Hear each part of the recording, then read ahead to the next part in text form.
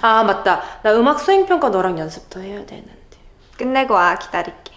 늦을 텐데 괜찮아. 당빠지. 힘내 강현두. 오야. And what we have here are two friends from opposite sides of the track. You see, in this highly competitive elite school, Soo-ah is the number 2 student, and Yeon-do is the 196th.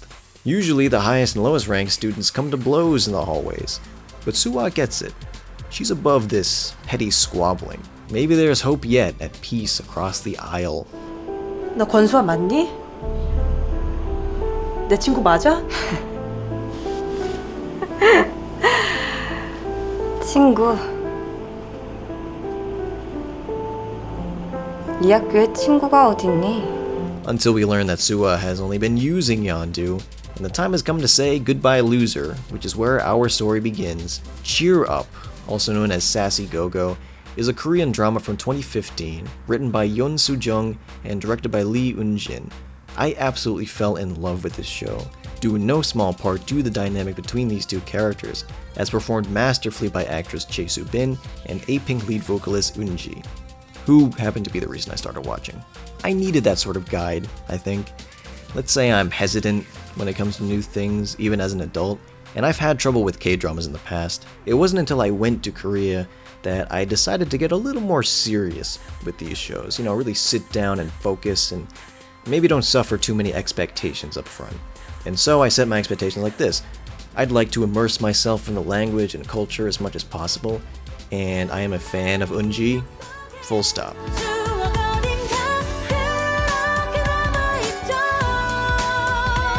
And the first 2 episodes don't disappoint. Eun-ji is wild from the very start, making faces, yelling at people, very physical performance. But this is more or less what I expect. The exuberance, the saturated color and lights, and the volume. Everyone is always shouting exactly how they feel and what they think. Totally fine. But I do notice something slightly off. I have no sense for the plot. Despite the title, I don't see any cheerleading. And little did I know I wouldn't until episode 5. Gradually things start to fall into place as my ironic grimace begins to fade. This is how it goes.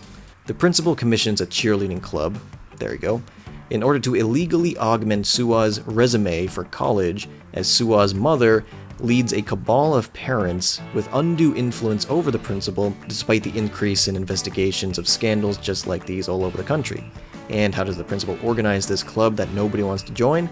Well, she needs Yeon-do, who is an expert dancer, so she reaches out to number 1 student Kim Yeol to talk to Yeon-do, since Kim Yeol is in her pocket because she knows about his friend Ha-jun's self-harm because Soo-ah found some evidence and, oh my god, already a complicated network of alliances and blackmail. Everyone has an agenda, and if you're not pursuing it in the most cutthroat way, you will lose the Game of Thrones. Excuse me. But this idea does call to mind that Scientific American piece which went around following the Game of Thrones finale. I was completely fine with a show that merely featured the Korean language and starred Eun-ji, but what I got was so much more, up to and including its sociological storytelling. This is the study of an institution, of characters forced to make choices under external systemic forces. And mind you, it's not for control of the realm, it's to optimally graduate high school. That low stakes, high intensity, so 맛있다. 맛있다. And it's very telling because immediately the show has to configure the terminology of its stakes. It's not life and death, it's social standing. It's not the epic clash of good and evil, but high school frenemies throwing basketballs at each other's heads. Surprisingly, at least for me, it becomes difficult to tell the difference. In context, this is an epic clash of good and evil. Cheer Up is a vibrant and unexpectedly moving TV series about finding yourself and your society in the face of a dystopic institution. If it's your first Korean drama like it was essentially mine, the theatrical performances and unsubtle storytelling may throw you at first. Stick with it. If it's not your first Korean drama, the romance might not be up to spec, I'll grant you that, but beyond whatever expectations we bring to a cultural export like this, good story is universal. And that was a lesson I learned here. So if you haven't seen Cheer Up, I urge you to pause here and seek it out instead, because we are headed into spoiler territory. For me, it all begins with the principal. She's caught between the parents who are bribing her and the investigators from the Ministry of Education. Given where her character arc goes, which is to say nowhere, in retrospect, all of these snapshots into her inner conflict seem to better serve the world building. This is taking a toll on her. Even for people at the top of the food chain, there are no winners. It feels purposeful, and I think it stems from an instinct on the part of the creative team. I'm allowed to understand where she's coming from, such that her only sin is cowardice. And granted, it is cowardice that turns the gears of any machine like this. So we contrast the principal with our principal character Yeondu, who suffers endless indignities in the first 2 episodes, ending up literally on the floor. It's maybe a little much. While the show might not be interested in identifying flaws in its protagonist, developing a slight persecution complex, I think it's for a good purpose. Hers is the story of what happens when a good kid is dropped into a bad school. A discussion I'd love to have is whether or not Yeondu is always good, or if she becomes good as a result of her recent circumstances. Soo-bin seems to think it's the latter, and that's the more compelling option. Yeondu loses everything: her dance club, her best friend, her hopes for the future, honestly. When she has nothing left to lose, that's when she has to adapt in order to overcome this system governed by cowardice. So what does she do? She rebels by thinking creatively and inspiring others to help her. Part of what attracts Kim Yeol to her cause, clandestinely at first, is her shameless independence. He's been secreting away an independent spirit, but hers is on full display because she's out of options. Kim Yeol still has a lot to lose, but in Yeondu, obviously he sees a lot to gain. What primarily motivates Yeondu is the reclamation of her dance club, but so often she is pulled in directions because of her inherent kindness. And the dance club, while something she individually enjoys, is notably a communal activity. Even when she's fighting for herself, she's also fighting for others. This kindness, the independence, the empathy, and the interest in teamwork, these are what help her ascend from the bottom of the power structure to the very top of a society she accidentally built. I am a sucker for shows where the enemies become friends, especially as they tend to reward multiple viewings. It's just such a contrast to see where Yeondu is in the beginning and where she is by the middle. But anyway, these qualities are not encouraged by the system or rewarded.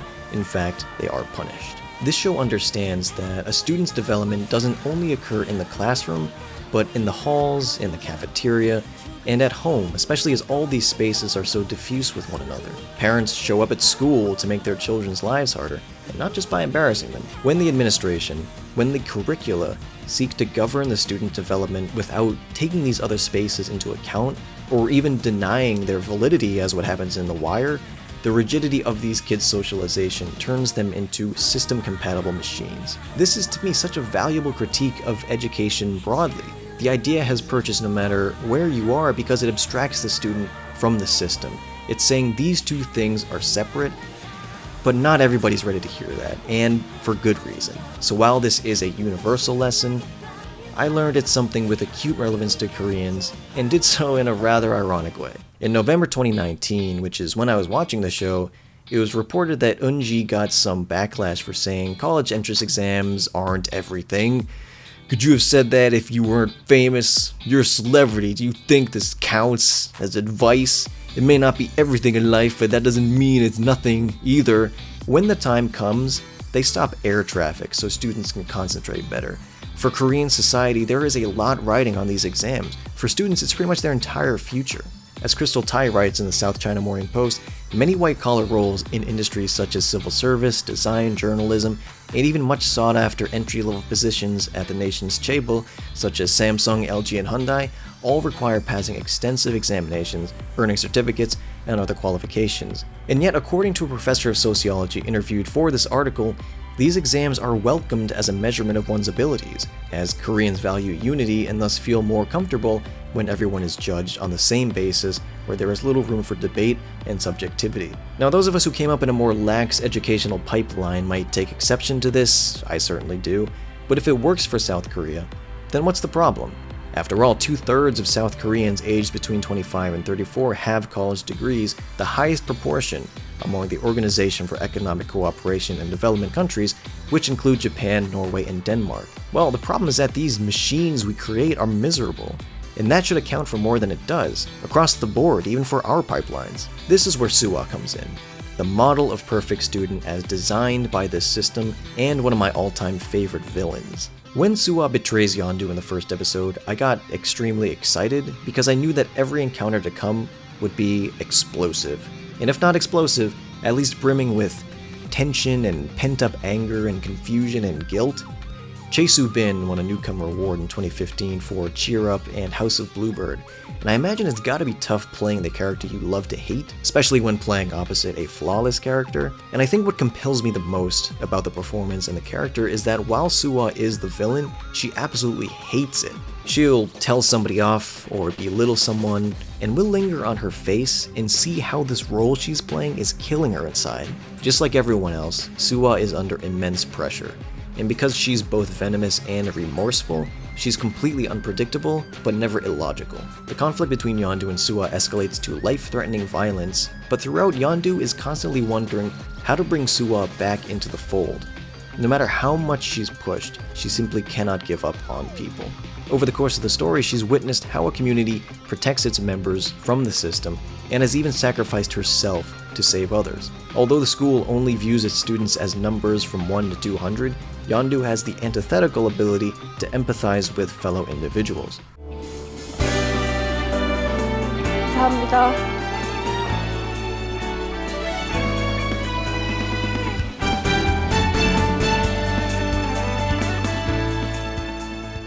And for Soo-bin, everything falls apart. She becomes increasingly terrified at her own capacity for violence, and it figures into her very physicality. She starts walking like a zombie, poking her hands together, as if expecting retribution around every corner. She decides she's had enough. And not just enough with villainy, but enough with life. She's spent her entire high school career, maybe her whole childhood, being this person who'd sacrifice happiness and friends just to get ahead. Yeondu's friend Dongjae, who despite not initially knowing who Soo-bin was, gets an almost immediate sense for what's going on with her. And after a night out together where Soo-bin breaks all of her rules and lets herself have fun, she reflects back on a life that now seems like a wasted opportunity. And then she says something that absolutely broke my heart. 연두야, 내일 행복해지기 위해 오늘의 행복을 유보하라는 어른들의 거짓말을 믿지 마.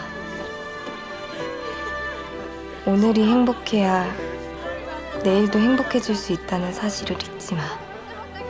And I mean it. I was literally clutching my heart and saying my heart. And it got me thinking about how storytelling functions. Because taken out of context, what she says is little more than a platitude.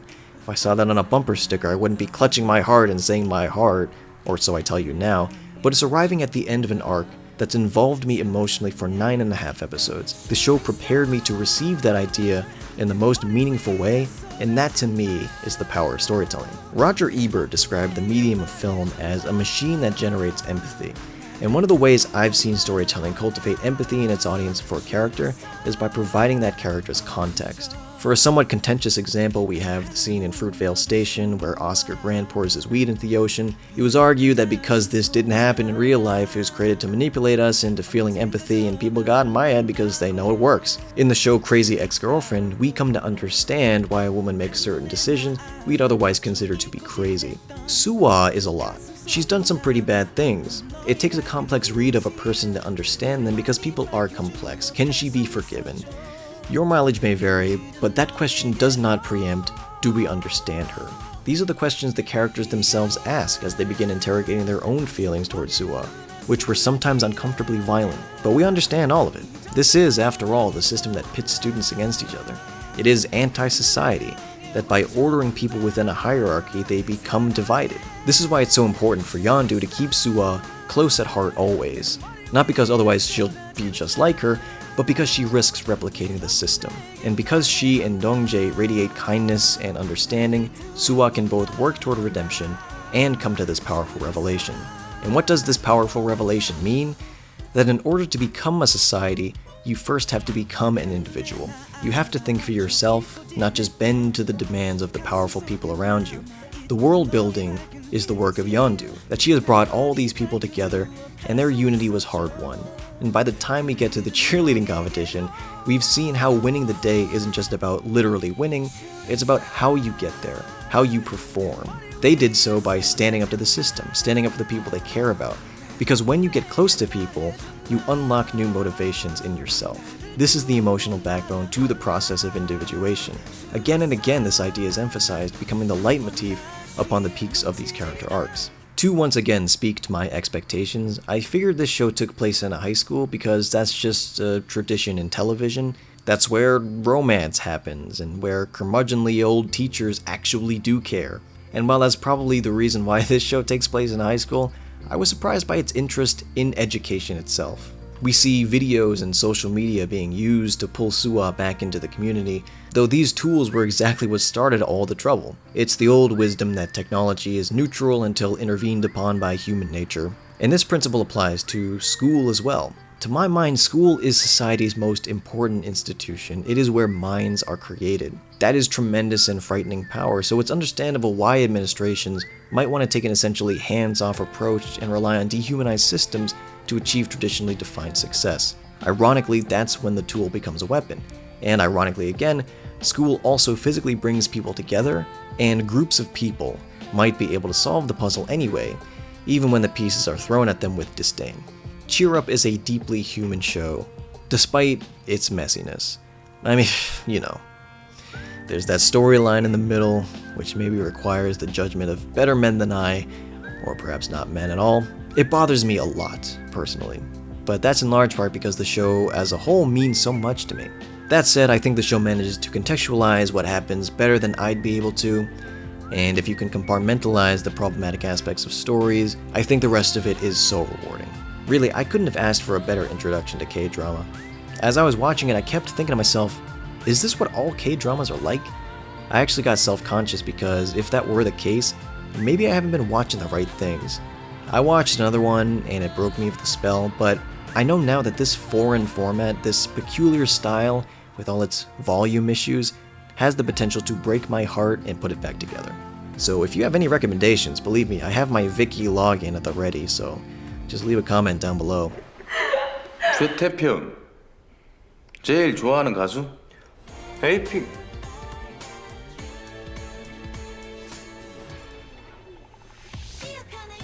에이핑크.